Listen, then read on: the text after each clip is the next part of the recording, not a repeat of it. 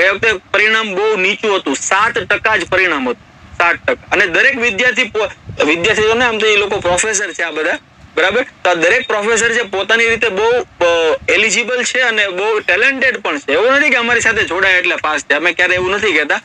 જેમ કે આ સાહેબની વાત કરીએ, ભરતભાઈ મારું, પોતે MS યુનિવર્સિટીની અંદરથી હાલમાં PhD કરે છે, કેમેસ્ટ્રીમાં બહુ સારું એવું નોલેજ ધરાવે છે, અમારા ભાવનગરના જ છે, બરાબર. તો આ બધા જ વિદ્યાર્થી મિત્રો છે, એમની પોતાની મહેનત પણ હોય છે. અમારું કામ તો ખાલી થોડું ઘણું તમને રસ્તો બતાવવાનું હોય છે, બરાબર. બાકી જે લોકો મહેનત કરવામાં માને છે, મહેનત કરે છે, એને 100% સફળતા મળે છે. ગયા વખતેનું રિઝલ્ટ કેટલું હતું? 7% રિઝલ્ટ હતું, ફક્ત 7% રિઝલ્ટ હતું GSET.